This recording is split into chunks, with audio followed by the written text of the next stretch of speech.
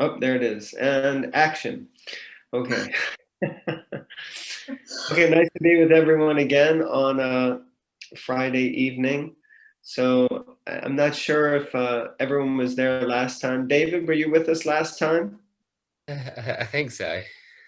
Yeah, Yeah. okay. David was there. And yeah, so I remember there was a couple of others, but it's amazing how much you can forget in 1 week, or 2 weeks rather. Yeah. So we're just gonna quickly go through a little review since we've skipped over a couple of weeks, but the idea was to discuss the 5 topics of the Bhagavad-gita and kind of help us to demystify the Gita a little bit. It is good if everyone has a copy of the Gita handy. We did send someone out. Hopefully everybody got their copies that requested them. And also we asked if everyone would be able to have like a journal or at least some paper or something to take some notes on. We'll do a couple of little reflection sections, especially starting today and then going forward. And I think, how many meetings do we have, gatherings after this? 4 or 5? So after today, we have 4 more till the end of term. Yeah, 4 more. Okay, so that's pretty good. So hopefully we'll be able to get through most of it. So I'll just go ahead and get stuck in. So we probably remember a little bit last time we discussed the 5 topics. We talked about the soul, which is in Sanskrit called the Atma, and nature in Sanskrit is called Prakriti, and that's kind of nature of the world around us. And also when we get to it, we'll discuss also the world within and the nature of our character, and how that Atma in the world, we are performing actions. We are the Atma, and we're performing actions, and those actions are called karma. And then all of this is done under the purview of time and the cycle of life that we're all part of. And overseeing all of it is the principle or idea of Ishvara, or God. So last time we discussed, different persons who were inspired by the Bhagavad Gita: Mahatma Gandhi, Sunita Williams, Albert Einstein, Ralph Waldo Emerson. All these personalities very inspired and all avid readers of the Bhagavad Gita. We discussed the different objectives, and just to help everyone to gain access to the Bhagavad Gita, especially helping to demystify it and give some basic principles. Really would be good if everyone is inspired to ask some questions and feels like they can open up and go a bit deeper. And also how the knowledge or wisdom from the Gita, even though it's over 5,000 years old, is actually very relevant for us today. So these are some of the things we're going to cover. We discussed last time. So today we're going to more or less get to the search for happiness and get into the section of who am I. Then we'll look at, does God exist? Karma, what comes around goes around, or what goes around comes around, and nature, the world within and without, and then Kala, eternal time, the priceless commodity. So we discussed about how the Bhagavad Gita is part of a greater volume of ancient literature coming from India, coming from what is known as the Vedas. And Veda means knowledge.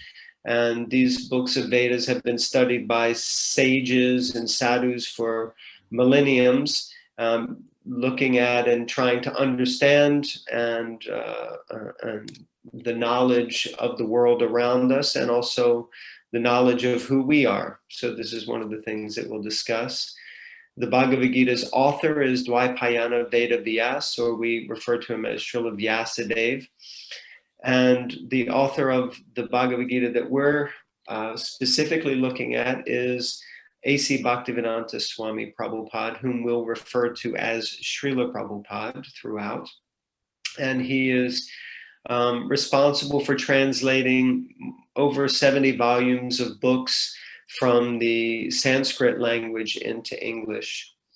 And we looked at how the Bhagavad-gita is laid out and how it can be quite bewildering at first when you look at it, because you're confronted by Sanskrit, the original Sanskrit, then you have this Roman transliteralization here, which turns the Sanskrit into Roman letters so that we can actually read it, unless, of course, you're a Sanskrit scholar, then you can read that.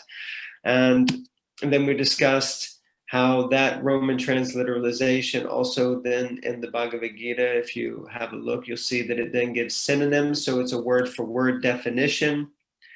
And then there's an English translation for that verse. And then often Srila Prabhupada will give a purport or a deeper explanation of the verse based on writings over the last 500 years of sort of great sadhus or sages from India. And he himself personally expresses that he tries to present the Bhagavad Gita as it is. That's why this Bhagavad Gita is called Bhagavad Gita as it is. He tries not to give any adulteration or interpretation, but tries to present it as close to the original Sanskrit as possible. There are hundreds of translations of the Gita. Many of them are kind of adulterated in different ways. And also, Srila Prabhupada is hoping to give benefit to others by translating this, hoping that we can utilize this to progress ourselves. We looked at Bhagavad Gita, what it means, the actual word Bhagavad-gita. So Bhagavan means possessor of 6 opulences. We'll go over that again. And Gita means song. So basically, it literally means the song of God, the song of Bhagavan. If you remember, we looked at these different opulences, which help us to remember the term Bhagavan, 6 opulences: intelligence, wealth, strength, beauty, fame, and renunciation. So we discussed these opulences. They come up a little bit later on also in the course. We talked about this movie Bagger Vance, which was taken, Will Smith. By the way, one of our devotees just today released a EP with Willow Smith, which has just come out, called Rise. Her name is Janavi Harrison, so she's quite well-known kirtaneer or singer of bhajans and devotional songs. So it's quite a contemporary album, very, very exciting. So seems like Will Smith got a lot of benefit from playing the role of Krishna in this movie. So somehow his whole family has gotten closer to Krishna. So we looked at setting the scene. Hopefully anyone remembers what is the scene of the Bhagavad Gita? Where is it? Where does it take place? Anyone remembers? Is it in someone's front room? Is it in the Himalayas? Is it beside a lake? Is it A battleground. in a battleground? Yes, that's right. It takes place on a battlefield. That is correct. And yeah, so takes place in the middle of a war, probably one of the biggest wars in history. Millions of people took part in this war, and many lost their lives.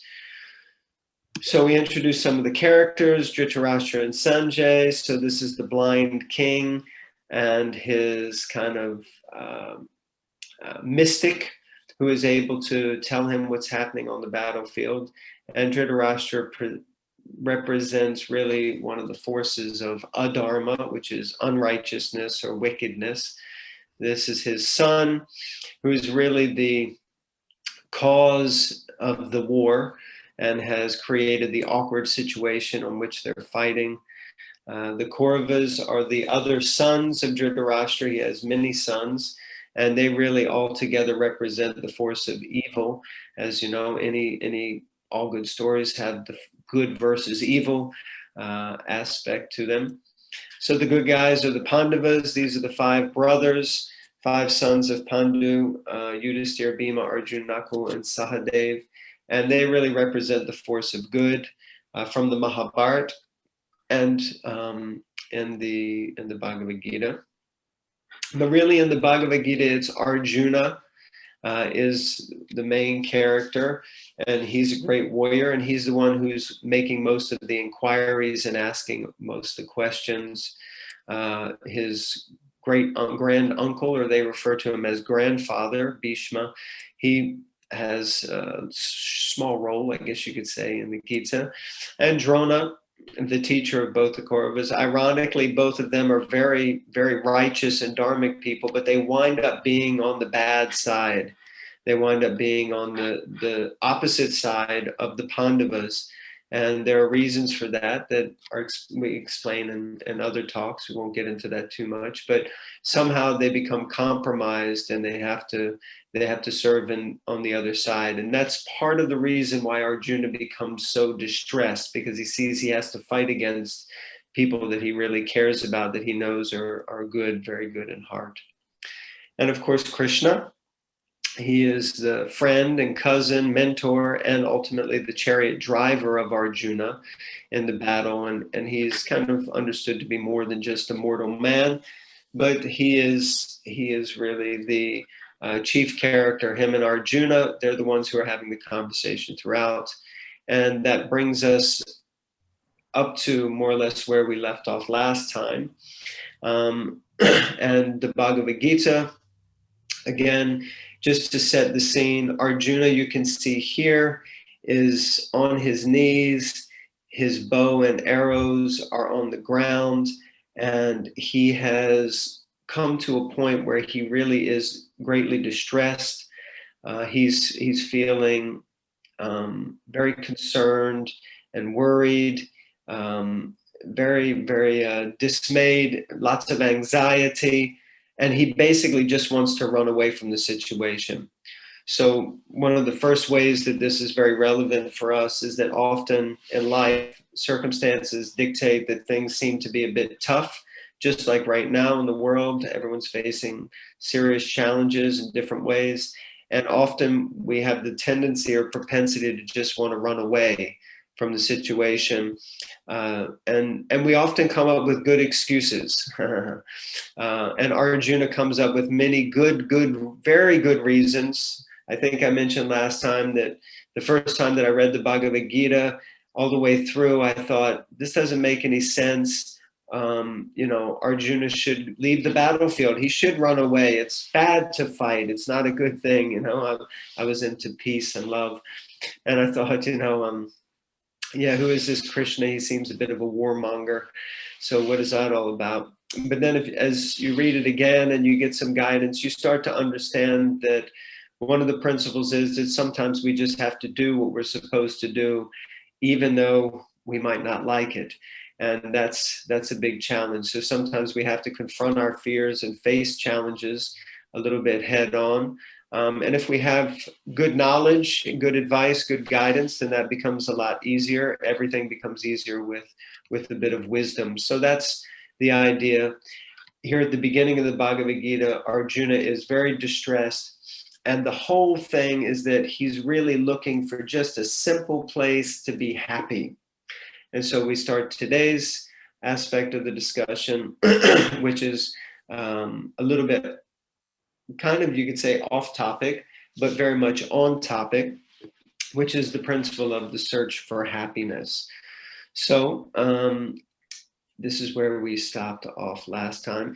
Just before we go on, does anyone have any questions, or is there anything that anyone is completely bewildered by at this stage? Or we're okay to continue? I can't see hardly anyone. Most people have blank screens, but...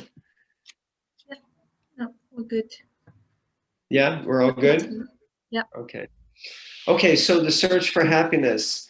So I guess we have to ask ourselves first question, are you happy? So that may mean a lot of different things to different people, but are you happy? Do you really feel genuinely happy? And if your answer is yes, well, then keep doing whatever you're doing. So it's all good. But if your answer is no, then you have to ask yourself, well, do you really want to be happy? And if you think yes, then you should change something. But if you think, well, no, I don't really care about being happy, then the answer is no, and then just keep doing whatever you're doing. So like that, basically, in the search for happiness, it's quite simple. If you're happy, keep doing what you're doing. If you're not, you need to make a change. So we're going to start with a little reflection. So if you have your notebook or something to take some notes on, it's good to have a little bit of a journal, because we're hoping to make spiritual progress, make some advancement, and not just give knowledge, but we want some application. So this will be a time I'm going to ask a few questions, and you can just make a little reflection here. So first question is, what makes you happy? And are you truly happy with your life? So just take a minute to, there's not any right or wrong answer, and these are your private notes. You don't have to show them to anyone. No one's going to have to share anything. So it's just good to really, really think for a moment about what is it that makes me happy, whatever that means to you. And are you truly happy with your life? Yes? So just take a moment to write that down.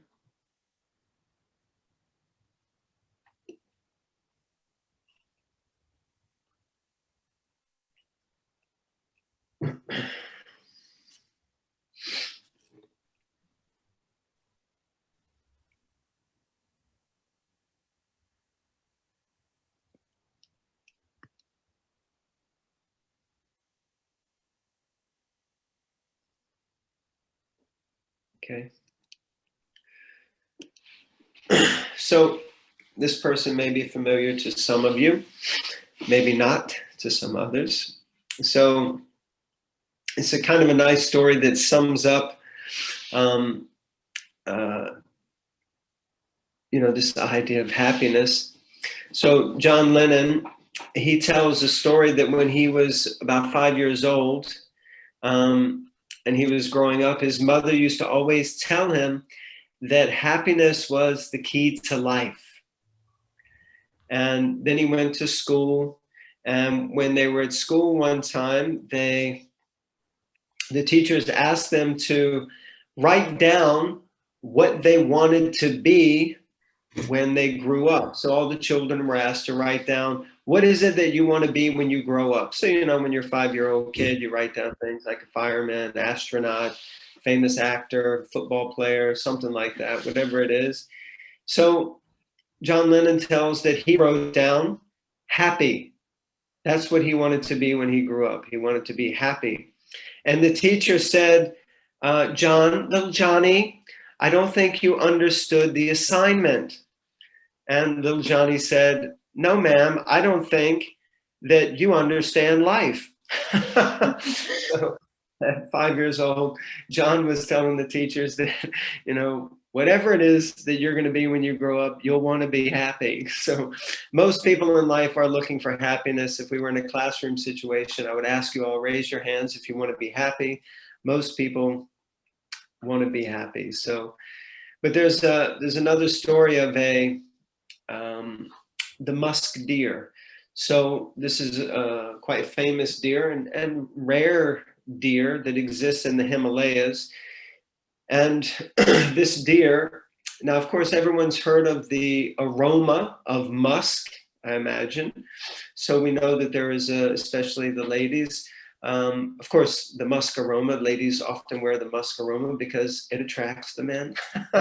So this famous aroma, but pure musk, the original scent, this pure musk, actually is found amongst these deer. So the interesting point of this is that the musk deer, there's a certain time of year, the season, you could say, for the musk deer, where they start to smell this aroma of musk, and it infatuates them. Literally, it makes them go almost crazy.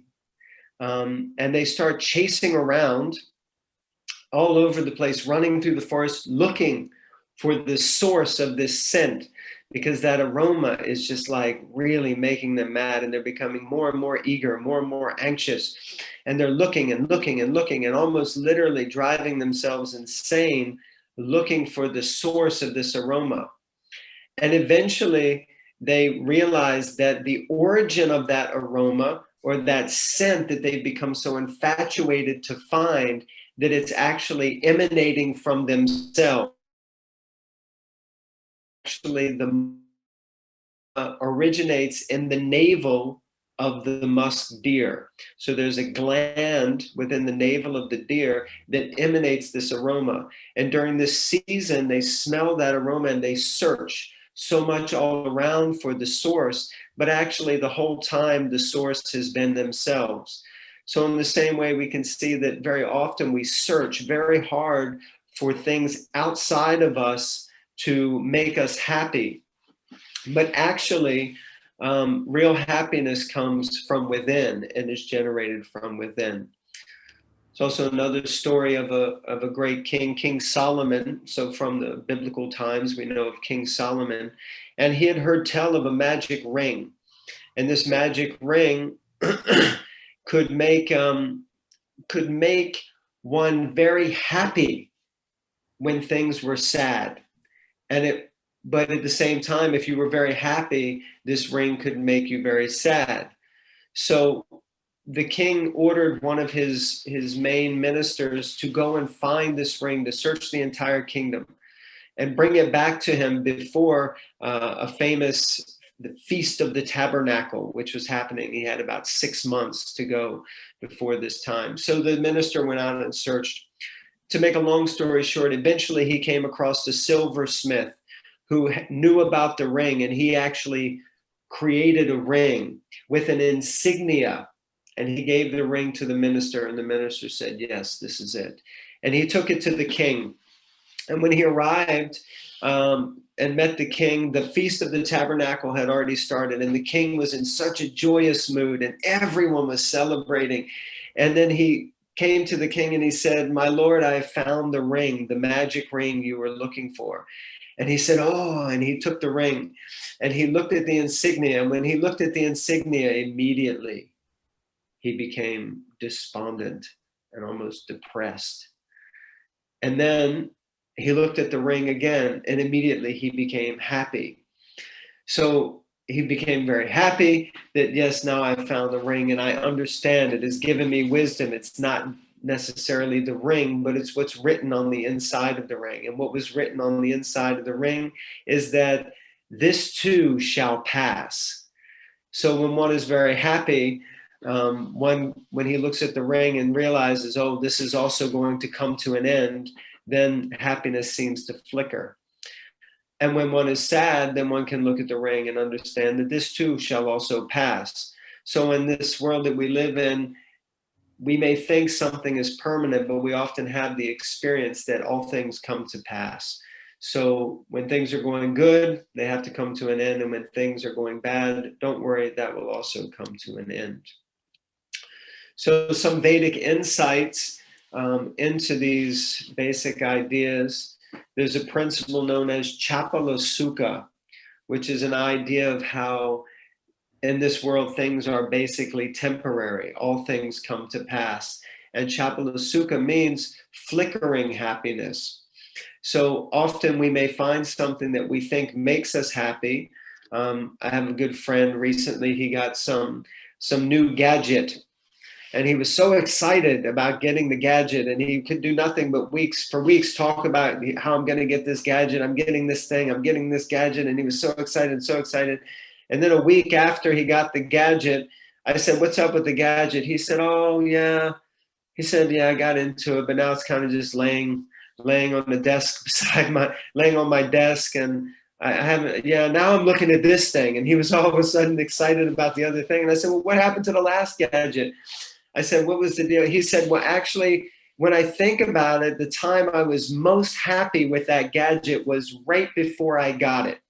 He said, as soon as I got it, immediately my happiness started to dwindle a bit. So it's like that. Sometimes we work so hard to get something, and people live in life thinking that when I get this thing, then I'll be happy. All of you are probably thinking, when I get my degree, then I'll be happy, When I graduate and get a job, and start earning £1 million, then I'll be happy, you know. When I get married and have children, then I'll be happy. And in this way, we project our whole lives into the future. And every time we make steps, we're always searching for the next thing. So this is a challenge that we face in reality about really finding true happiness. And often they describe happiness as mistaken identity. Sometimes we use this term that people have smiling faces, but they have crying hearts. So externally, they may seem very happy on the covers of the magazines, but really behind the scenes, they're going through so much pain and traumatic situation. So happiness, sometimes we confuse happiness with simply the absence of distress. So one very quite heavy example is that if someone is pushing your head underwater and you're basically being drowned, and then they lift you up and you take a breath of oxygen, you breathe in some air, you think, oh, that feels so good. Like, that's happiness. But actually the happiness that is occurring there is not happiness. It's actually simply the absence of distress. And sometimes, as long as there's no distress in my life, then I'm happy. And this is a situation with Arjuna. He's looking for a situation where there's no distress, and then he thinks he'll be happy. So sometimes we may think we're finding happiness, but what we're finding is just simply an absence of distress. So the nature of the soul, as is given in the Bhagavad-gita, it teaches us that the nature of the Atma, the soul, is that it's pleasure-seeking, anandamayo vyasa. And we're naturally looking for pleasure. We can't actually stop that propensity. Everyone has the propensity to want to experience joy and bliss and love and happiness. This is a natural tendency of the soul. So that's there. The question is, where do we find it, and how do we find lasting happiness? So we'll do a little bit of reflection again, having sort of breezed through all of these topics. So the question is, how do you think you will find lasting happiness? And do you think you found lasting happiness? Or after these descriptions, do you think that sometimes maybe what I'm thinking is happiness is actually simply a cessation of distress? Or that I think I'm happy, but yeah, I find that sometimes it doesn't work. So how do we think that we're actually going to find lasting happiness? So you can just write that down in your journal, make a little note. Of course, again, there's no right or wrong answer. Just the idea is to introspect and think.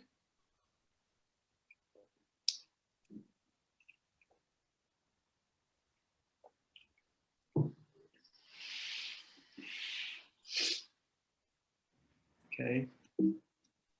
So, yeah. So again, 5 topics of Bhagavad-gita.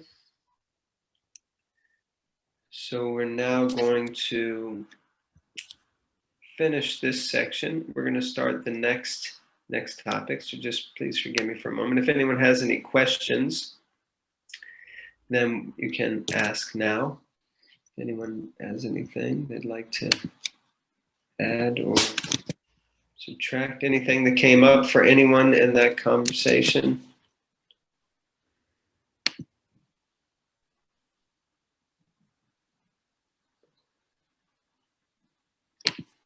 Okay. Just give me one moment.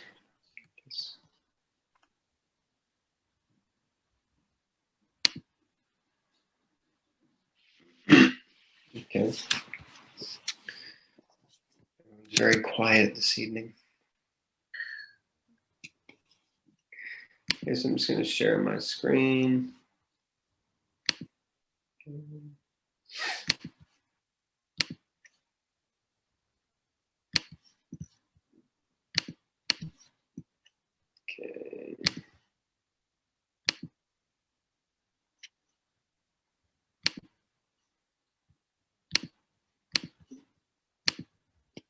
Okay.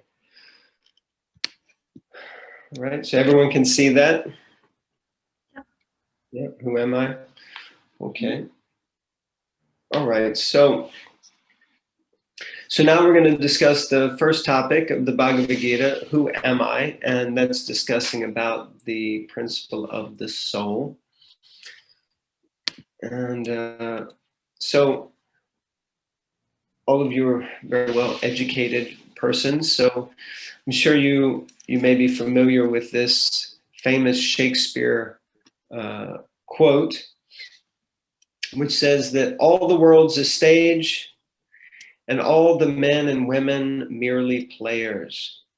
So this is a famous quote from William Shakespeare, alluding to the fact that this world is simply a stage and we're all merely actors on the stage, and we're choosing our roles and playing out our lives in that way.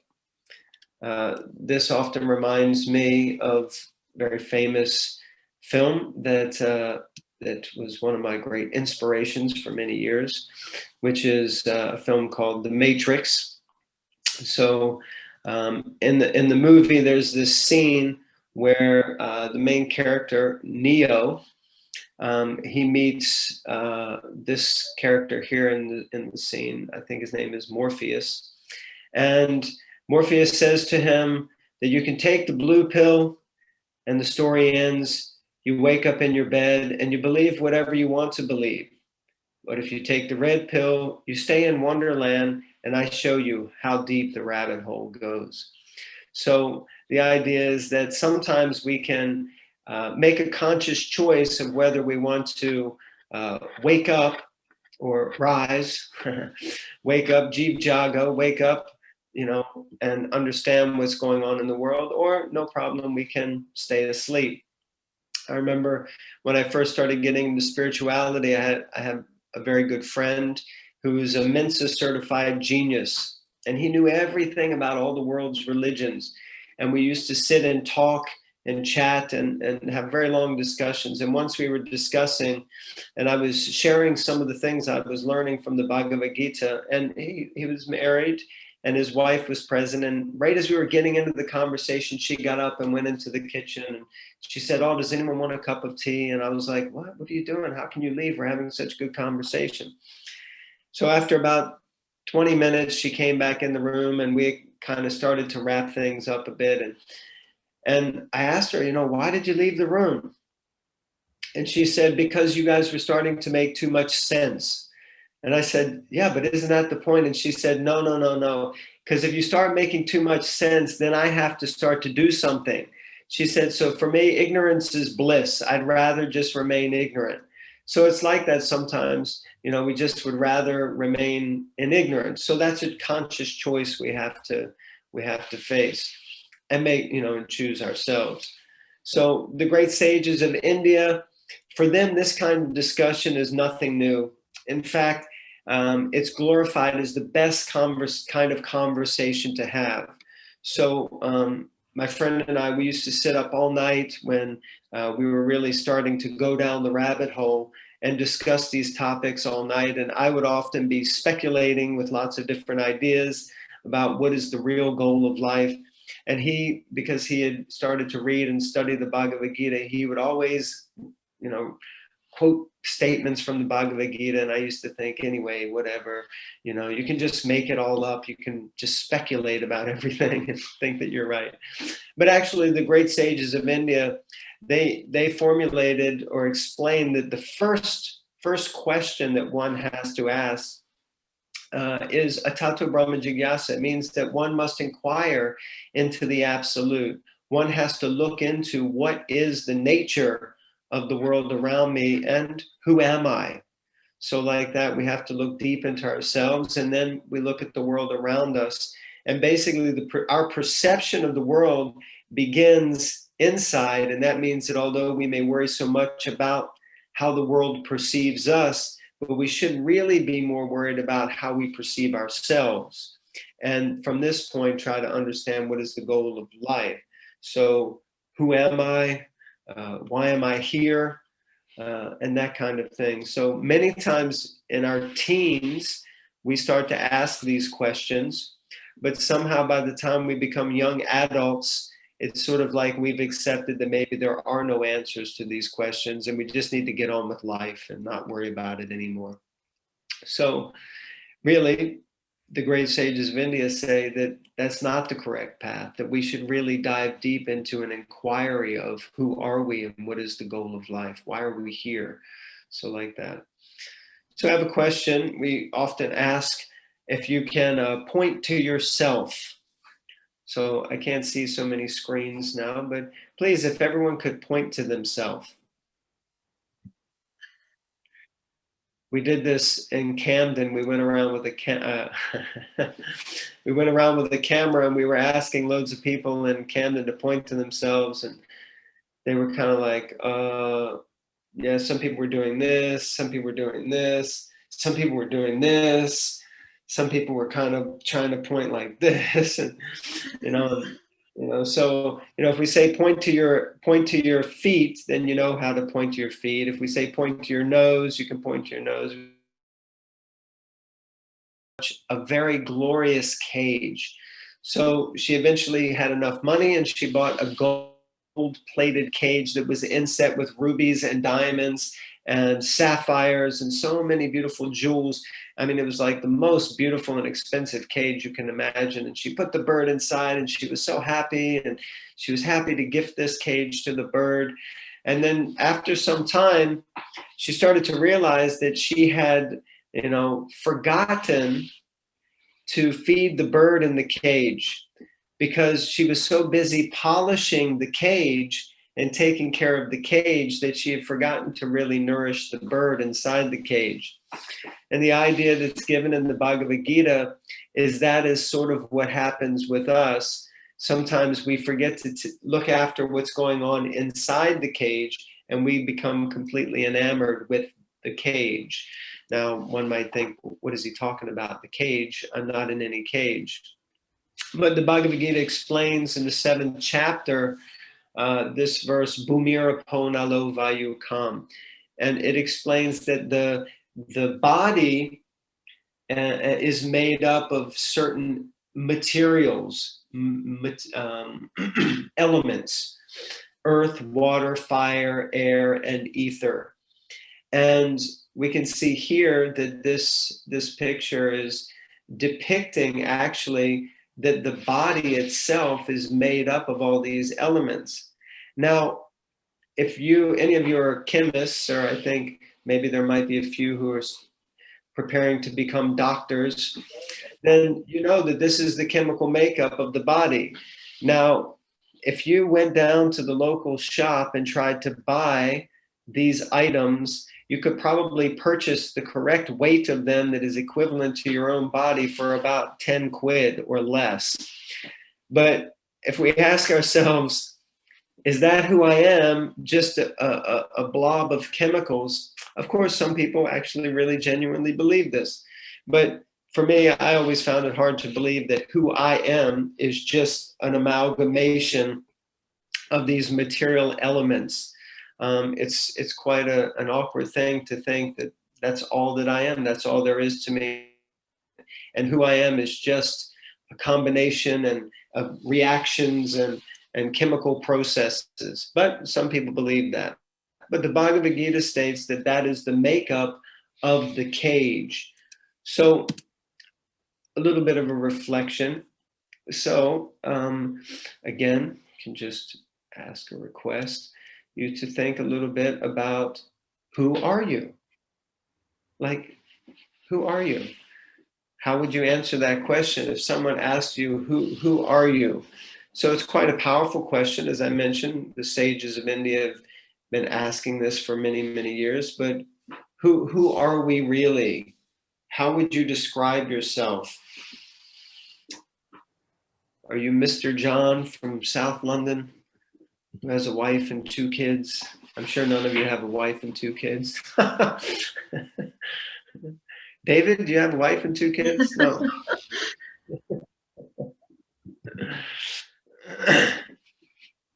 So who are you? Who am I? But not who am I, who are you?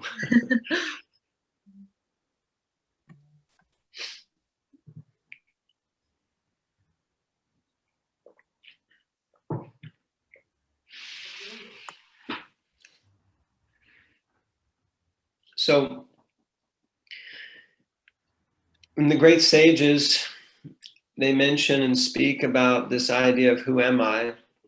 They often pose a very dramatic question, which may be quite shocking for some of you. And the question is,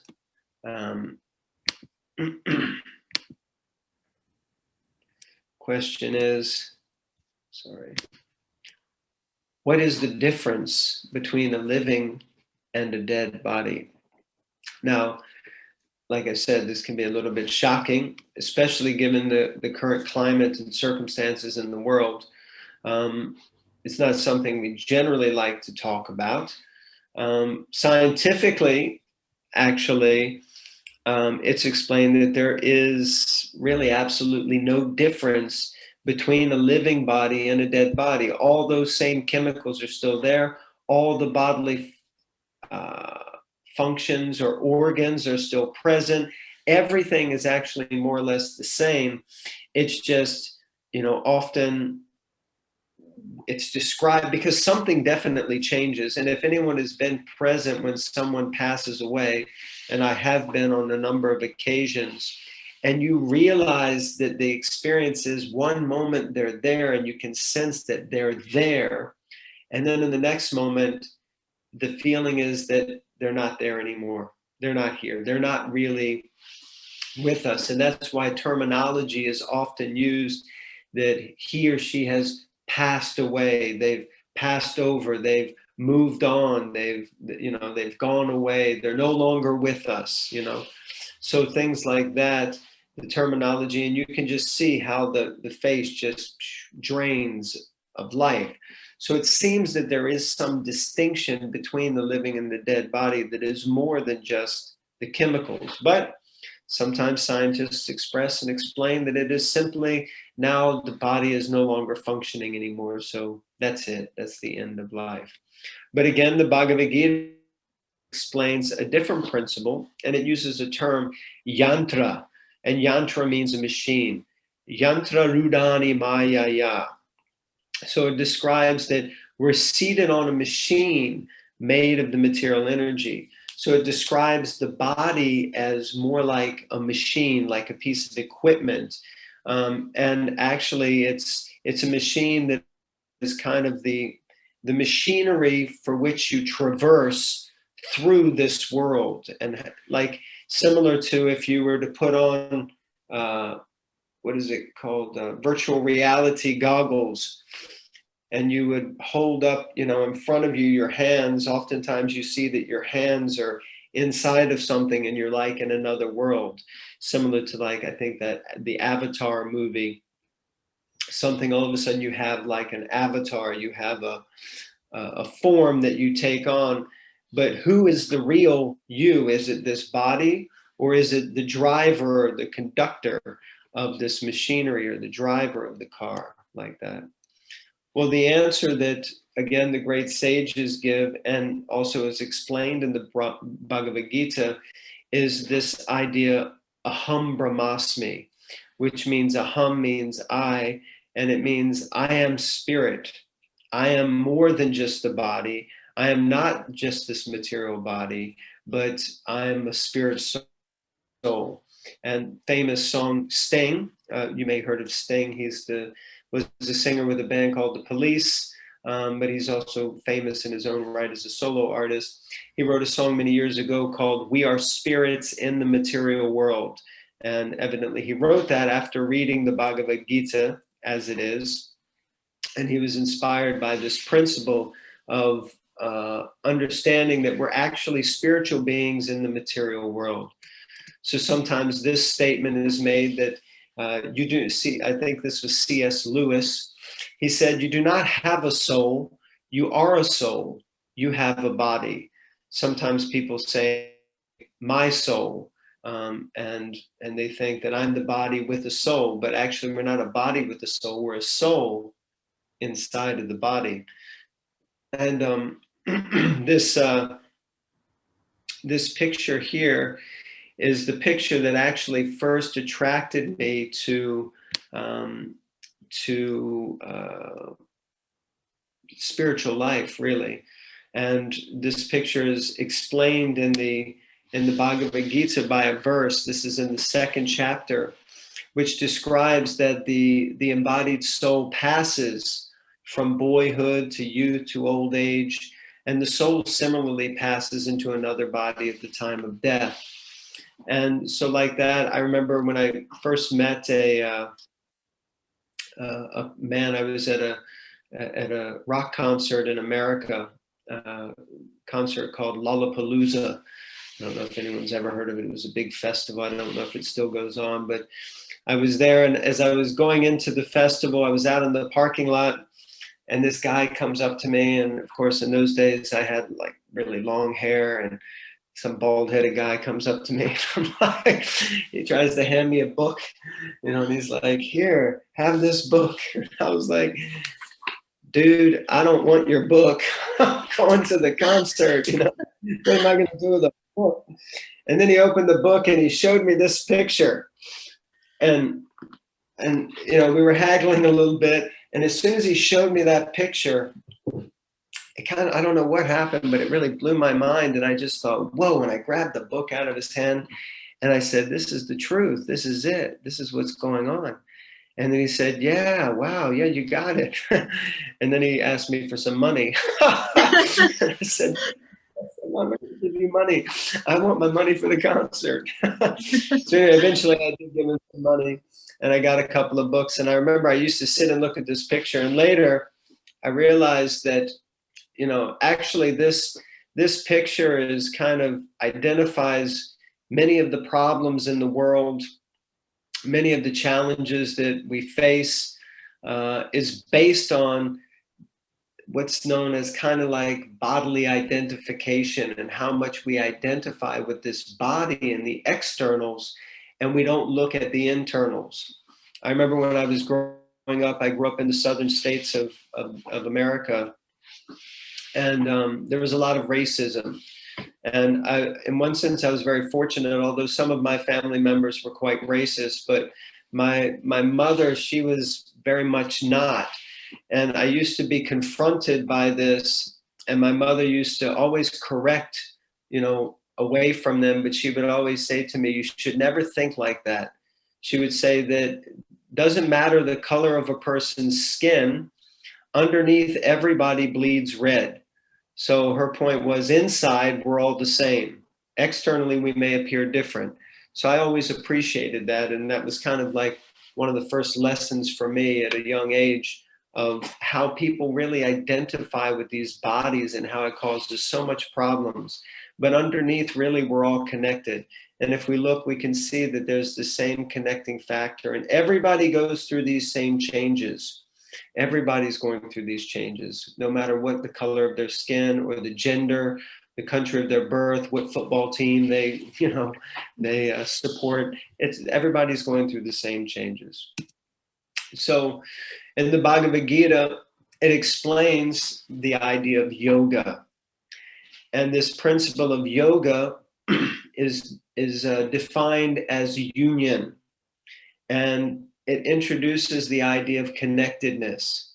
And it mentions that the process for reconnecting or achieving union with the Supreme or the Divine, or even understanding our connectedness with everyone else, is through this process of yoga. This is the idea of union or connection. So this is really the kind of answer or solution to it's kind of the alternative to the bodily concept, is that we understand and generate and create a principle of union.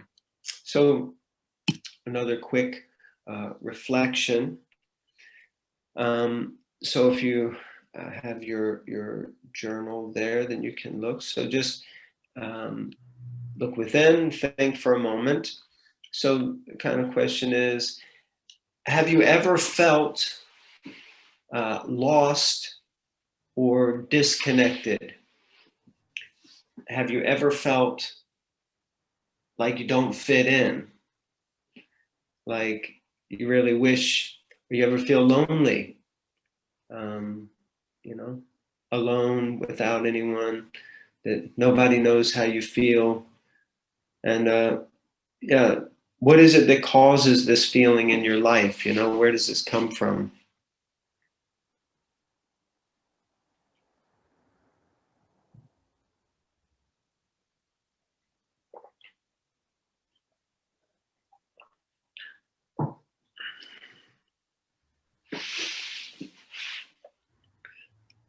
Yeah, we often wander through life searching for something, as I was mentioning earlier, is longing for something, wanting something, as if something is missing.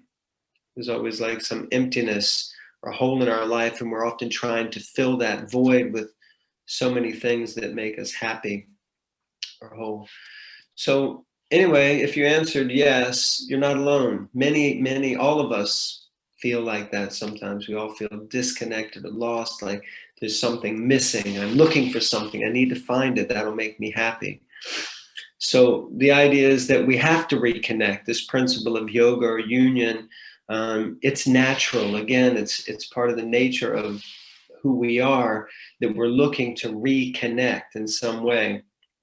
And there's a story of when I was really young. My father, he took me and my brother to a sporting event, and it was very, very busy and very packed. And in the intermission, we were walking around to get some refreshments, and there was like thousands and thousands of people. And my father was in the middle, and he had me on one hand, and he had my brother on the other hand. And there were lots of adults, and we were just little kids, probably 6 and 8 or something like that. And there was a point at which we were moving, and there was so many people that my brother, he became disconnected from my father. And the hands just slipped away from his hand. And because there were so many people, I could see him from where I was, because we were like on the same level, and all the adults were like up there. And when his hand slipped away, I saw my brother then disappear behind all the other people. And it was an interesting experience for me, because as soon as my brother's hand became disconnected from my father's, I felt something in my own hand from my father. And I don't know if you know what that is, what you think it might have been, but immediately he grabbed hold of my hand more intensely. And I could feel anxiety in his hand, because he grabbed hold of me, and immediately he became like, you know, Superman or something. He just started moving people out of the way, looking for my brother. And you could sense such anxiety. He was more or less just dragging me along as he was looking. And somehow my brother had quickly gotten moved, and it seemed like hours passed, but it was probably just like literally, you know, even a minute or 2 minutes at the most. And eventually my father parted some people out of the way, and there was my brother standing. And when I looked at my brother, what do you think he was doing? He was. What do you think? A lost child, what does a lost child usually do? He was crying. Right. He was crying like anything. He was crying. He was so sad. He was like, you know, like really, really upset.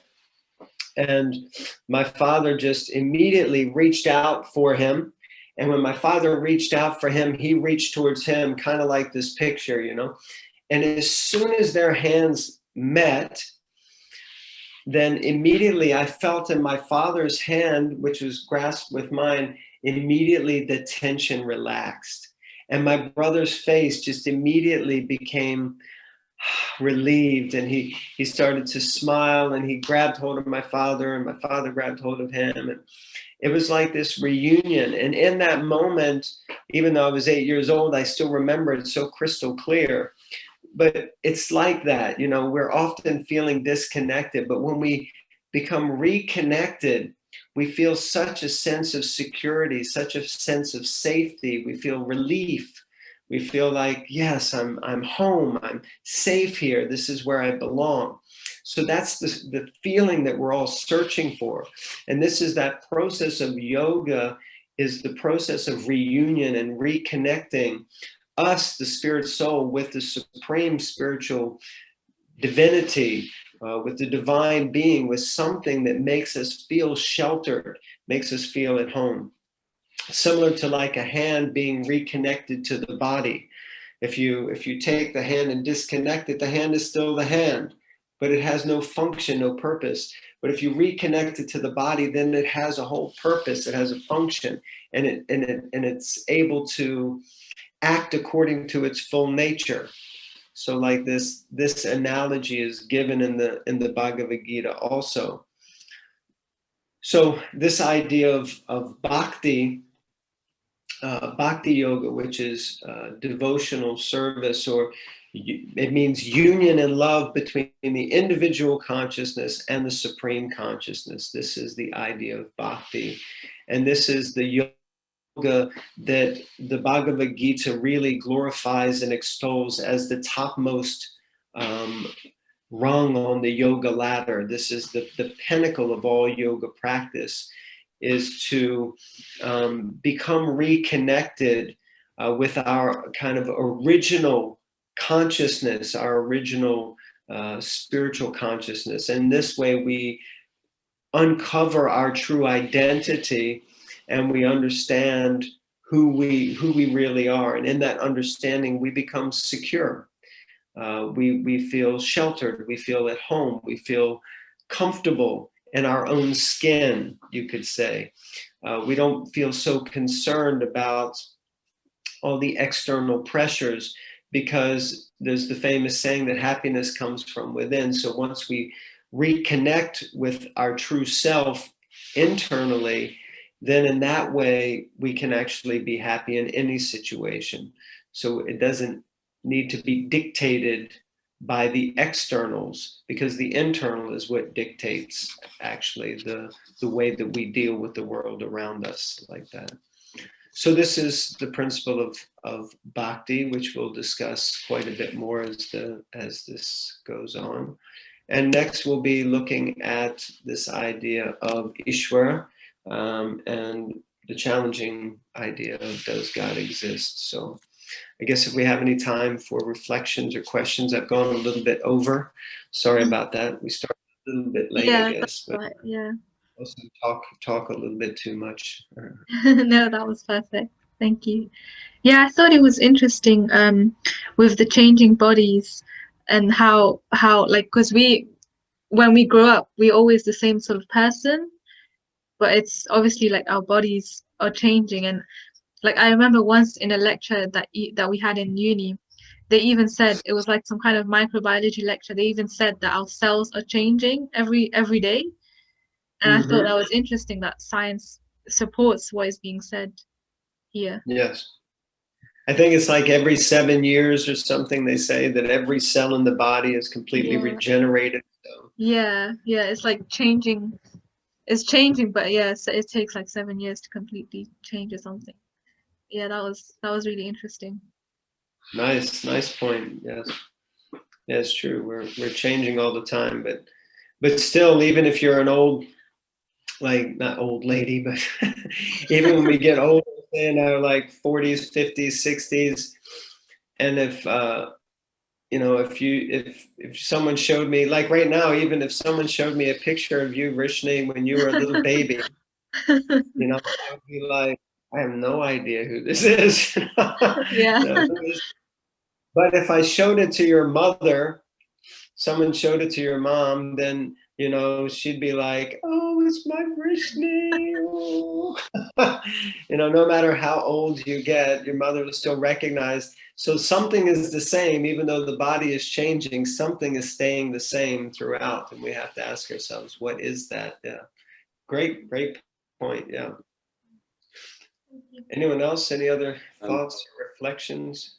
I just wanted to say, you made the point, something about how two people are the same from the inside and different on the outside, and blood will flow either way. Someone, I heard a reference being made to an apple, the way that if you have a green apple or a red apple, even whenever you cut an apple, inside it will just still be a white apple. So it's like the same analogy as that. Yeah, same principle. Yeah. Yeah, you can have so many different external colors. I guess red and green are the main ones for apples. But yeah, nice point. Very good. Anyone else? Any other? Can you hear me like this? Yeah.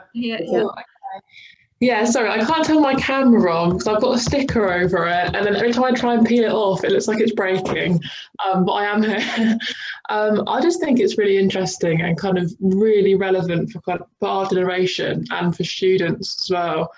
The whole idea of what's inside actually matters more than what's outside. I think it's nice to look nice and nice to have your own style, obviously, but people get so caught up on having the latest like fashion trends and having like expensive shoes and stuff like that. And I just think spend more time on like your like soul, like how you treat people and your like how you come off, like as in from the inside, then you know, if you've got like the latest trends and anything like that. I think that was like, that's why I found that whole bird in cage analogy really interesting. I've never heard that before, and that makes so much sense to me, because I think that's something that loads of people would like really benefit from hearing, you know, not in like a damning them kind of way, but like just in the way that, you know, treat yourself nicely on the inside as you do kind of making yourself look nice on the outside, in that kind of way. So yeah, thank you for that. That really like resonated with me, because I like a lot of the time I think, as lots of people get, you kind of look at yourself and you think, oh, you know, I don't know. But then when you actually think about it, your soul and like how you are as a person is so much more important than that. So yeah, thanks for that bit. I really enjoyed it. Can't agree more. And yeah, I guess, yeah, like you said, not to say things in a condemning way or a damning way, but just to create food for thought, you know, because I think often we're driven by impulse and by social demands, and lots of times we don't take time to really think for ourselves and consider maybe something a little deeper. So brilliant. Thank you very much, Ellie, for sharing.